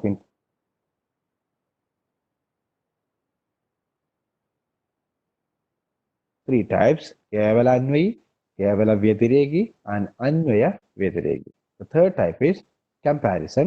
Knowledge is derived by the relation between a word and its denotation. Example, when comparison എന്ന് പറഞ്ഞാൽ ഉപമാനമാണ്. ഉപമാനത്തിൽ നമുക്ക് ഒരു വേർഡും അത് എന്തിനെ സൂചിപ്പിക്കുന്നു എന്നുള്ളതും തമ്മിലുള്ള ബന്ധം നമുക്ക് കമ്പയർ ചെയ്ത് മനസ്സിലാക്കാൻ പറ്റുന്നിടത്താണ് നമുക്ക് ഇത് മനസ്സിലാവുന്നത്. ഉദാഹരണത്തിന്, when someone says wolves are just like dogs but with aggressive nature and carnivorous. ചെന്നായ്ക്കൾ എന്ന് പറഞ്ഞാൽ നായ്ക്കളെ പോലെ തന്നെയാണ്, പക്ഷെ അത് കാടുകളിൽ ഉണ്ടാവുന്നതാണ്, നായ്ക്കളെക്കാൾ അഗ്രസീവ് ആണ്, കാർണിവറസ് ആണ്, വളരെ ഡേഞ്ചറസ് ആണ്, നീണ്ട പല്ലുണ്ട് എന്നൊക്കെ ഒരാൾ പറയുന്നു എന്ന് വിചാരിക്കുക. ഇത് കേട്ട ആള് actually he meets with a pack of wolves എന്ന് വിചാരിക്കുക. അയാൾക്ക് പെട്ടെന്ന് തന്നെ മനസ്സിലാക്കാൻ പറ്റുകയാണ്, ഇതാണ് അയാൾ പറഞ്ഞ ചെന്നായ്. It is not the actual dog but it is something different എന്ന് അയാൾ മനസ്സിലാക്കുന്നു. പക്ഷെ മനസ്സിലാക്കുകയാണെങ്കിൽ ഇറ്റ് ഈസ് കോൾഡ് ഉപമാന. അതിനെയാണ് ഉപമാന എന്ന് പറയുന്നത്. Then we have testimony. When we gain knowledge by means of relating on the words of a trustworthy person and understand their meanings, it is called testimony. ഇത് നമ്മൾ നേരത്തെ സംസാരിച്ചിട്ടുണ്ട്. It is of the following type: Vaidika. It is a scriptural testimony containing the words of God. വൈദിക എന്ന് പറഞ്ഞാൽ വേദവുമായിട്ട് ബന്ധപ്പെട്ട, അപൗരുഷയങ്ങളായ വേദവുമായിട്ട് ബന്ധപ്പെട്ട ആചാര്യന്മാർ പറയുന്ന ടെസ്റ്റിമോണിയാണ് വൈദിക എന്ന് പറയുന്നത്. ദെൻ ലൗകിക, it is secular testimony containing the words of human being. നേരത്തെ പറഞ്ഞതുപോലെ ഒരു സാധാരണക്കാരനായ ഒരാൾ ടെസ്റ്റിമോണിയൽ നൽകുകയാണ്, അവിടെ തീയുണ്ട് അങ്ങോട്ട് പോകരുത് എന്ന് പറയുന്നത് സാധാരണതാണ്. വൈദിക type testimony deals with abstract concepts like the experience of God, the supernatural experiences, etc. Whereas Laukika is concerned more and more with this world. The second classification, രണ്ട് തരത്തിലുള്ള ക്ലാസിഫിക്കേഷൻ ആണ്. രണ്ടാമത്തതിൽ ദൃഷ്ടാർത്ഥ. It contains testimony relating to perceptible objects in the world. Example, statements of reliable botanists about plants. ഈ ലോകത്ത് നമുക്ക് പെർസീവബിൾ ആയിട്ടുള്ള ഒബ്ജക്ട്സുമായിട്ട് ബന്ധപ്പെട്ട ദൃഷ്ടാർത്ഥം, ഒരാൾക്ക് വെളിവായിട്ടുള്ള നോളജിനാണ് ദൃഷ്ടാർത്ഥം എന്ന് പറയുന്നത്. Especially an expert in the field of particular domain. ഉദാഹരണത്തിന്, പ്ലാന്റുകൾ, ഒരു കർഷകൻ ഏത് സമയത്ത് വിളവിറക്കണം അല്ലെങ്കിൽ ഏത് വിത്ത് ഉപയോഗിക്കണം എന്ന് പറയുന്നത് ദൃഷ്ടാർത്ഥമാണ്. ദെൻ വി ഹാവ്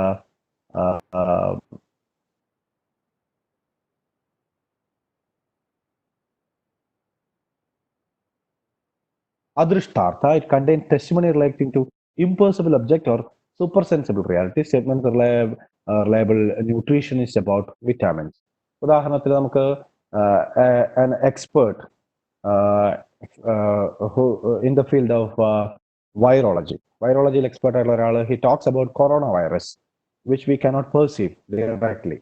അങ്ങനെയുള്ള എന്നാൽ അതുണ്ട് നമുക്ക് അറിയുകയും ചെയ്യും. അങ്ങനെയുള്ള സ്റ്റേറ്റ്മെന്റ്സിനെയാണ് നമുക്ക് അദൃഷ്ടാർത്ഥ എന്ന് പറയുന്നത്. Knowledge through Shabda Pramana comes to us only through understanding oral or written sentences of trustworthy persons. Hence, it is important that we also realize the conditions for intelligibility of sentences. There are 4 such conditions. ഇത് വളരെ important ആണ്. 4 രീതിയിൽ നമുക്ക് ഒരു കാര്യത്തെ ഏതൊക്കെ രീതിയിൽ ഒരു ടെസ്റ്റിമണി നമുക്ക് മനസ്സിലാക്കാൻ പറ്റും എന്ന് പറഞ്ഞത്. ഒന്ന് ആകാംക്ഷ, expectancy, then yogyata, that means fitness, sannidhi, that means proximity, and talparya, which means intention. ഇങ്ങനെ 4 രീതിയിലാണ് ഇത് കിടക്കുന്നത്. Vaisheshika school. Next we move on to Vaisheshika school.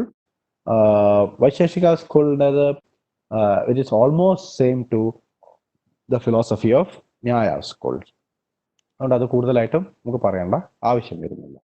Now we move on to the Sankhya philosophy. The epistemology of the Sankhya school is the direct result of its metaphysical belief in dualism. Dualistic philosophy, Dvaitavadamana Sankhyan. The Sankhya's define valid knowledge as definite, non-erroneous cognition of an object which takes place when there is modification of buddhi or intellect which reflects the consciousness in it. ജ്ഞാനം എന്ന് പറഞ്ഞാൽ യഥാർത്ഥമാണ്, പക്ഷെ നമ്മുടെ ബുദ്ധി അതിനെ, നമ്മുടെ intellect അതിനെ modify ചെയ്ത് പലതായിട്ട് നമുക്ക് കാണിച്ചു തരുന്നു. ഒബ്ജക്റ്റ് യാഥാർത്ഥ്യമാണ്, പക്ഷെ ഒബ്ജക്റ്റിനെ നമ്മളുടെ ബുദ്ധി പല രീതിയിൽ അനലൈസ് ചെയ്യുകയാണ് ചെയ്യുന്നത്. ദേ believe in only 3 independent means of valid knowledge. പ്രത്യക്ഷ, അനുമാന, അതേപോലെ ഉപമാന എന്നിങ്ങനെ 3 രീതിയിലാണ് അവർ ഇതിനെ മനസ്സിലാക്കുന്നത്. They maintain that other sources of knowledge like comparison, postulation, and non-cognition are already included in the pramanas accepted by them. ബാക്കിയുള്ള അനുപലബ്ധി, അതേപോലെ അർത്ഥാപത്തി മുതലായവ ഇതിൽ തന്നെ, ഇപ്പൊ പറഞ്ഞതിൽ തന്നെ ഉൾപ്പെടുമെന്ന് അവർ വിശ്വസിക്കുന്നു.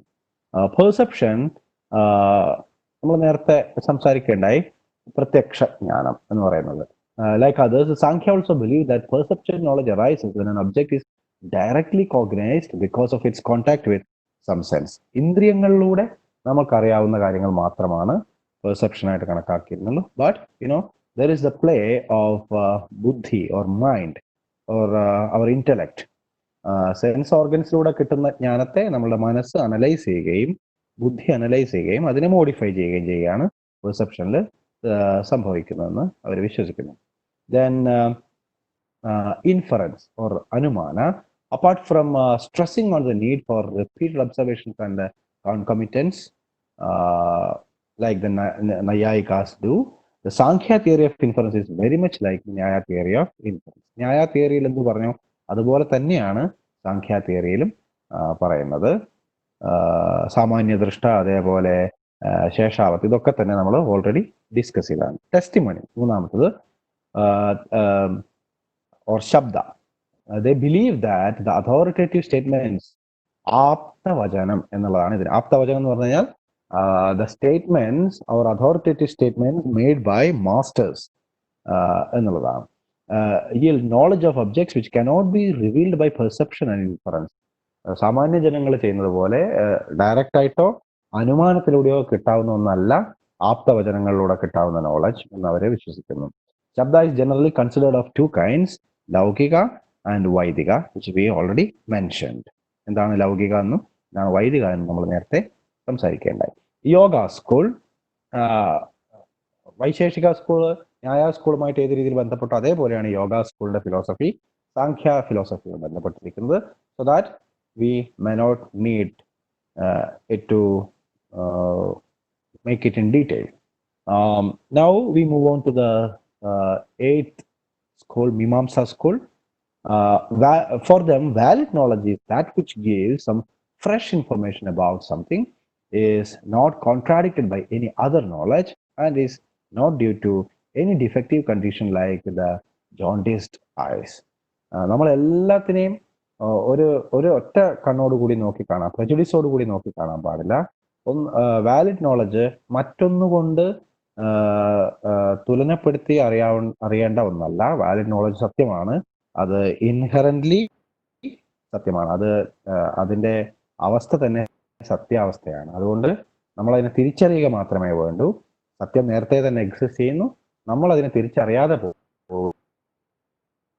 പോകുന്നതാണ്. അത് നമ്മളുടെ പ്രശ്നമാണ് മാത്രമേ വേണ്ടൂ എന്നാണ് പറയുന്നത്. This is divided into two, Bhagara schools and Bhatta school. We have already mentioned that both of them admit the independence at least 5 sources of direct knowledge: perception, inference, comparison, testimony and postulation. ഇത് നമ്മൾ കഴിഞ്ഞ ക്ലാസ്സിൽ വളരെ വിശദമായിട്ട് പ്രതിപാദിച്ചതായതുകൊണ്ട് തന്നെ we can just skip it. Now we move on to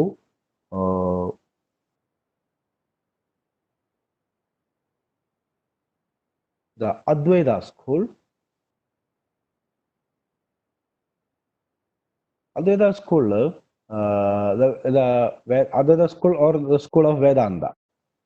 Vedanta philosophy is host to many different interpretations of the Vedas. It is not possible to discuss each of their epistemology separately. Taking Advaita Vedanta to be the representative of entire Vedanta school, we shall discuss the Advaita epistemology. Advaita Vedantമാണ് വേദാന്ത സ്കൂളിന്റെ മുഴുവൻ സത്ത ഉൾക്കൊള്ളുന്ന ഒരു system എന്ന് പറയുന്നത്. അതുകൊണ്ട് തന്നെ അവരുടെ പ്രധാനപ്പെട്ട മെത്തേഡ്സ് എന്തൊക്കെയാണെന്ന് നോക്കാം. Advaita Vedanta, I have already mentioned that it is propounded by Sri Shankara. അവരുടെ മെത്തേഡ്സ് നോക്കാം. Perception. They hold that in perception the mind, അന്ധകരണം എന്നാണ് മനസ്സിനെ അവർ വിളിക്കുന്നത്. അന്ധകരണം comes into contact with the object through the medium of senses and becomes transformed into the form of the object. നമ്മൾ ഏത് മനസ്സിനെ നമ്മൾ ഏത് ഒബ്ജക്റ്റിലേക്ക് കേന്ദ്രീകരിക്കുന്നു ആ ഒബ്ജക്റ്റ് ആയിട്ട് മനസ്സ് മാറുന്നു. ഇതിനൊരു ഉദാഹരണമായിട്ട് ശ്രീശങ്കരനൊക്കെ പറയുന്നത് ചുവന്ന കളറുള്ള ഒരു ചാന്ത് നമ്മൾ ഒരു തിളങ്ങുന്ന വെള്ളപാത്രത്തിലേക്ക്, ഇനി അതല്ലെങ്കിൽ ബ്ലഡ് ഒരു സ്ഫടിക പാത്രത്തിൽ സംഭരിക്കുകയാണെങ്കിൽ സ്ഫടികത്തിന്റെ കളറ് നമുക്ക് റെഡ് ആയിട്ട് പോകുന്നു. But basically or in fact the color of this crystal is something different from that of reddish complexion. Reddish complexion അല്ല സ്ഫടികത്തിന്റെ കളറ്, പക്ഷെ അതിന്റെ സാന്നിധ്യം കൊണ്ട് നമുക്ക് അത് ഇങ്ങനെയാണെന്ന് തോന്നും. Just like that, when our mind is focused on a particular object, gradually it finds a closeness to that particular object. They give the example of water and say that just as water assumes the shape of the vessel that contains it, similarly the mind goes out through the senses and assumes the form of object it comes in contact with. The modified state of the mind is called vritti. Upon assuming the shape, the antakarana illuminates the object by the steady light of the pure consciousness, which they call chitta. മനസ്സിന്റെ ഇത്തരത്തിലുള്ള modified സ്റ്റേറ്റിനെ അവർ വൃത്തി എന്ന് പറയുന്നു. വൃത്തി എന്ന് പറഞ്ഞാൽ പല മേഖലകളിലേക്ക് സഞ്ചരിച്ചുകൊണ്ടിരിക്കുന്ന ഒബ്ജക്ട്സിനെ മോഡിഫൈ ചെയ്യാനുള്ള മനസ്സിന്റെ കപ്പാസിറ്റിനെയാണ് വൃത്തി എന്ന് പറയുന്നത്. പ്യുവർ കോൺഷ്യസ്നെസ്സിനെ ചിത്ത് എന്നാണ് വിളിക്കുന്നത്. The ignorance about the object is lifted and the object is perceived. അന്ധകരണം ചിത്ത് പ്രവർത്തിക്കുന്നതോടുകൂടി ഈ വസ്തുക്കളിലുള്ള ignorance മായുകയും ആ വസ്തു എന്താണെന്ന് മനസ്സിലാവുകയും ചെയ്യുന്നു. Inference. This topic has been dealt with in Naiyayikas in exhaustive manner, so that the Vedantins also follow the same idea of the Nyaya philosophy. Then the Vedantins insist on only one form of concomitance, that is the 𝐾𝐬. നമ്മൾ നേരത്തെ സംസാരിച്ചതാണ് 𝐾𝐬. See, besides, where the Nyaya school had formulated a 5-step inferential process, the Vedantins accept only the following 3 steps: Pradigna, Hetu, Drishtanta. Other than these minor differences, the Vedantins agree with the Nyaya theory of inference, so that we can also skip that part also. Then the Advaitins or Advaita Vedantins, they maintain that there are 2 kinds of verbal testimony: the secular and the scriptural, which is just like the Sankhya philosophical tenets. A sentence is a unit of Shabda Pramana.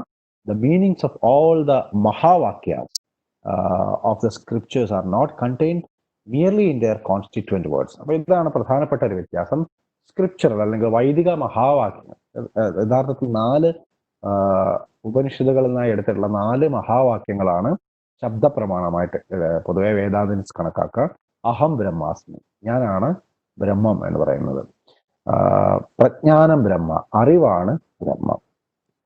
അയം ആത്മാ ബ്രഹ്മ, ഈ ആത്മാവാണ് ബ്രഹ്മം.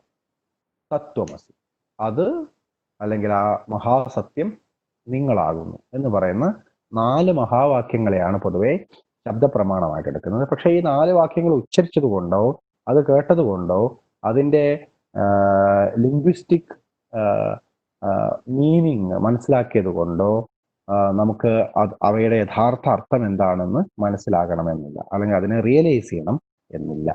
ശബ്ദപ്രമാണ gains a special place in Vedanta philosophy. Please remember that. മഹാവാക്യങ്ങളൊക്കെ തന്നെ വളരെയധികം പ്രാധാന്യത്തോടു കൂടിയാണ് വേദാന്തികൾ പൊതുവെ കാണാറുള്ളത്. നിരന്തരമായിട്ട് ഈ മഹാവാക്യങ്ങളുടെ മുകളിലുള്ള ധ്യാനവും അതിനെപ്പറ്റിയുള്ള ചിന്തയും കൊണ്ടാണ് അവയുടെ യഥാർത്ഥ ഉള്ളിലൊതുങ്ങിയിരിക്കുന്ന ആ സാരം, സാരം വെളിവാക്കപ്പെടുക, റിവീൽ ചെയ്യപ്പെടുകയാണ്. ഒരുതരം റെവലേഷനാണ് ഈ മഹാവാക്യങ്ങളുടെ യഥാർത്ഥ അർത്ഥത്തെ സംബന്ധിച്ച് വേദാന്തികൾ സംസാരിക്കുന്നത്.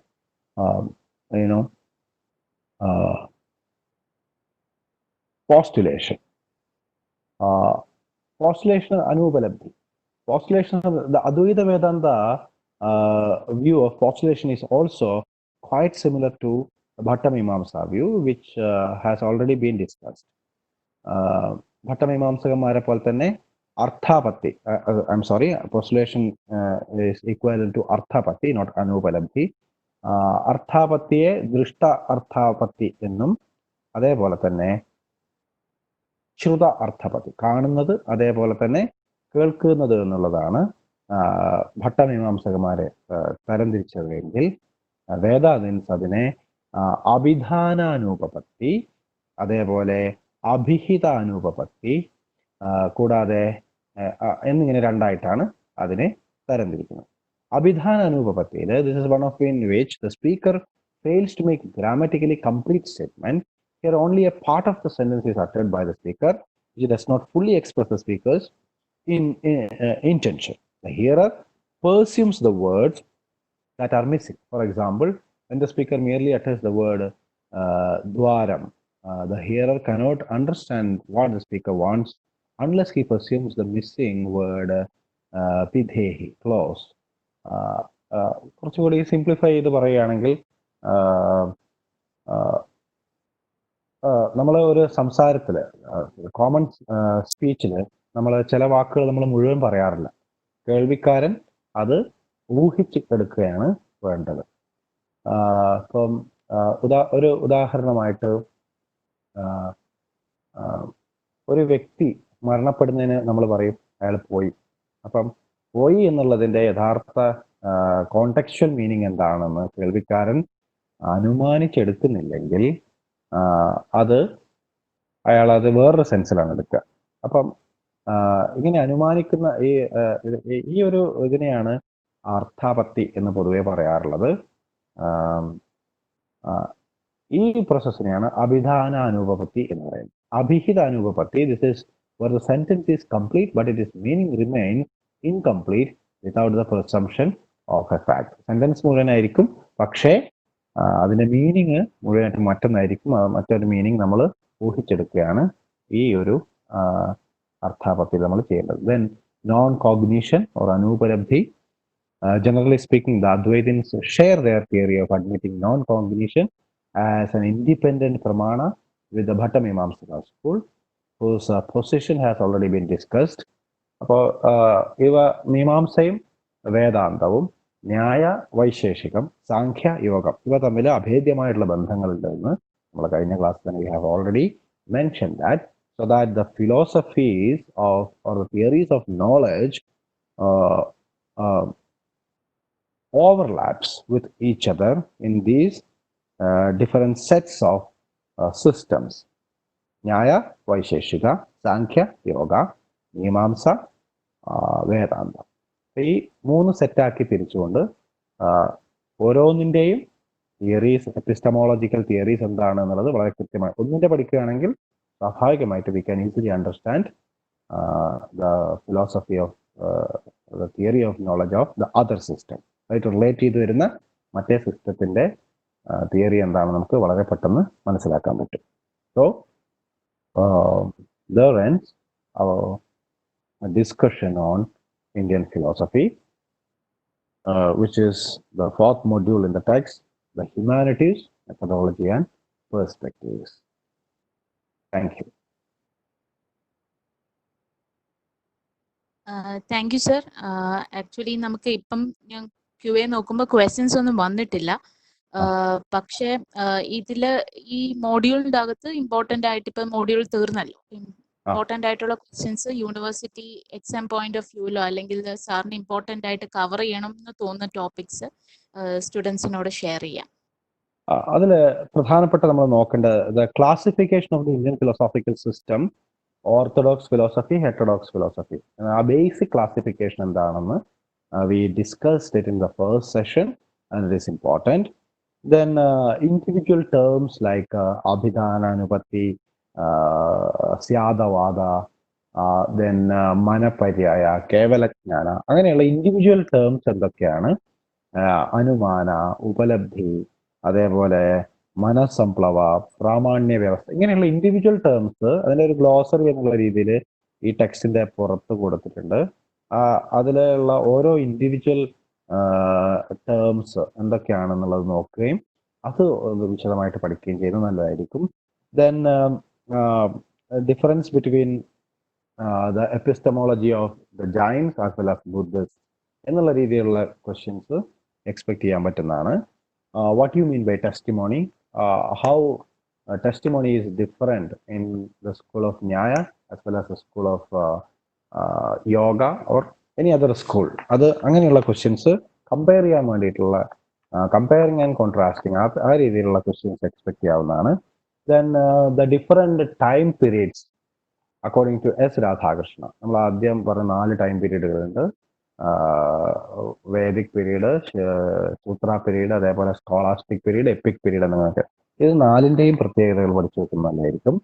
Then the different kinds of invalid knowledge, അപ്രമ അല്ലെങ്കിൽ പ്രമ അല്ലെങ്കിൽ അപ്രമ, valid knowledge, what are the differences between valid knowledge and invalid knowledge എന്നുള്ളത് ചോദിക്കാൻ സാധ്യതയുണ്ട്. അതുകൊണ്ട് തന്നെ ഇവ ഓരോന്നിൻ്റെയും സാൻസ്ക്രിറ്റ് ടേംസ് കൃത്യമായിട്ട് നമ്മൾ ഓർത്തു വെക്കുന്നത് നല്ലതായിരിക്കും. Then the theory of judgement by or സ്യാദവാദ or anekantavada, which we have dealt in detail today. അത് ഏത് എന്തൊക്കെയാണ് എന്നുള്ളത് നോക്കുന്ന നല്ലതായിരിക്കും. ദെൻ എക്സ്ട്രാ-ഓർഡിനറി പെർസെപ്ഷൻ, അലൗകിക ജ്ഞാനം ഏത് രീതിയിലാണ് ഡിഫറെന്റ് ഫിലോസഫീസ് നോക്കുന്നത് എന്നുള്ളത്, നോക്കിക്കാണുന്നത് എന്നുള്ളത് ഒരു എക്സാം പോയിന്റ് ഓഫ് വ്യൂയിലൂടെ പഠിക്കുന്നത് നല്ലതായിരിക്കും. Then essay type questions are there. What is illusion? This question was asked by a student in our first class, but unfortunately on that time we hadn't dealt with that particular section. പക്ഷെ നമ്മൾ കഴിഞ്ഞ ക്ലാസ്സിൽ അത് എടുക്കുകയുണ്ടായി. ഖ്യാതിവാദം എന്നുള്ള രീതിയിലാണ് അത് അറിയപ്പെടുന്നത്. എന്തൊക്കെയാണ് 7 ടൈപ്പ് ഇല്യൂഷൻ അല്ലെങ്കിൽ ഖ്യാതിവാദം എന്തൊക്കെയാണ്, എങ്ങനെയാണ് ഇല്യൂഷൻ എന്നുള്ള ആ ഒരു കോൺസെപ്റ്റിനെ ഡിഫറെന്റ് സ്കൂൾസ് പെർസീവ് ചെയ്യുന്നത്, അത് എസ്സേക്ക് ചോദിക്കാൻ സാധ്യതയുള്ള ഒരു ക്വസ്റ്റ്യൻ ആണ്. ദെൻ ന്യായ സ്കൂൾ എങ്ങനെയാണ് ഇൻഫറൻസിനെ നോക്കിക്കാണുന്നത്, ആ രീതിയിലുള്ള ക്വസ്റ്റ്യൻസും നമുക്ക് എക്സ്പെക്ട് ചെയ്യാവുന്നതാണ്. Then the area which we discussed today, the different methods. I think there are almost 5 or 6 methods, methodology used by different Indian schools, like system building, Purvapaksha, Prasanga, Tarkashastra, etc. ആ ഭാഗം പഠിക്കുന്നതും ഏകദേശം നമുക്ക് exam അങ്ങനെ പ്രയോജനപ്പെടുന്നതായിരിക്കുമെന്ന് തോന്നുന്നു.